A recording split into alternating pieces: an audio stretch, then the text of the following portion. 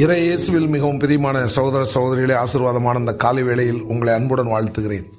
இந்த நாள் இனிய நாளாக அமைய புனித மத்தேயு எழுதிய நற்செய்தி அதிகாரம் 5 இறைவசனங்கள் 17 முதல் 19 வரை உள்ள இறை வார்த்தைகளை இன்று நாம் தியானிக்கிறோம். இன்றைய நற்செய்தி பகுதியில் ஆண்டவராகிய இயேசு கிறிஸ்து தன்னுடைய வார்த்தைகள் எப்படிப்பட்டது என்பதை சீடர்களுக்கு எடுத்துரைப்பதை நாம் பார்க்கிறோம். விண்ணும் மண்ணும் ஒளிந்து போனாலும் என் வார்த்தை ஒருபோதும் ஒழியாது என்பதை ஆண்டவராகிய இயேசு கிறிஸ்து தெள்ளத் தெளிவாக எடுத்துரைக்கிறார். இன்றைக்கு கிறிஸ்தவர்களாகிய நாம் கிறிஸ்துவுக்கு முக்கியத்துவம் கொடுப்பதாக நினைத்து கொண்டு பல விசுவாச செயல்களில் நாம் ஈடுபடுகிறோம்.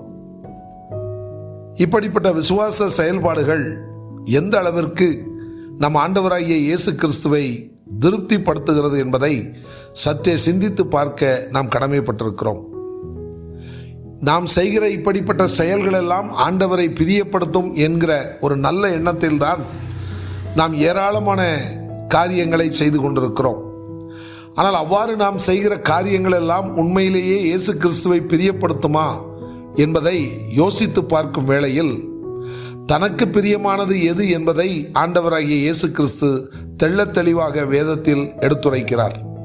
அன்பார்ந்தவர்களே, அவர் எல்லா காரியங்களை காட்டிலும் அவருடைய வார்த்தைகளுக்கு அவர் அதிக முக்கியத்துவம் கொடுப்பதை நாம் பார்க்கிறோம்.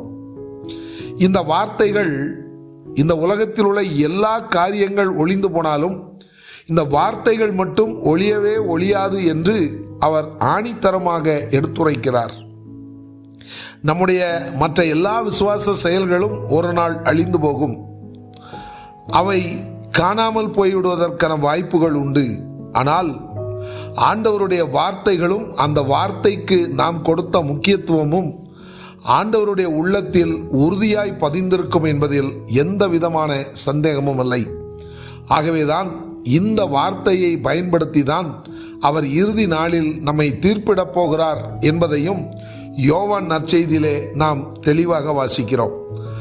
எனக்கு அருமையானவர்களே, இந்த அருமையான காலை வேளையில் நம்முடைய வாழ்க்கையில் ஆண்டவருடைய வார்த்தைகள் எந்த அளவிற்கு முக்கியத்துவம் பெற்றிருக்கின்றன என்பதை சில நிமிடங்கள் நாம் யோசித்து பார்ப்போம்.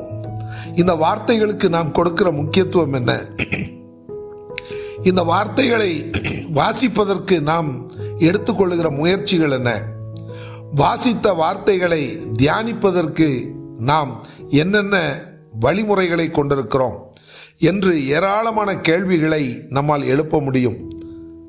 ஆகவே ஆண்டவருடைய வார்த்தைகளுக்கு எப்படிப்பட்ட முக்கியத்துவத்தை நாம் கொடுக்க முடியுமோ அப்படிப்பட்ட முக்கியத்துவத்தை நாம் கொடுப்போம்.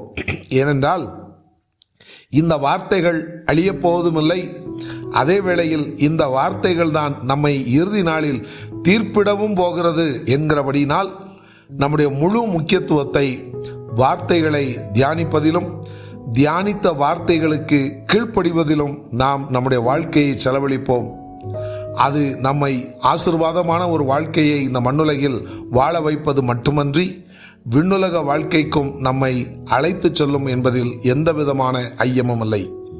இந்த இனிய சிந்தனையுடன் இந்த நாள் இனிய நாளாக அமைய உங்களை அன்புடன் வாழ்த்துகிறேன்.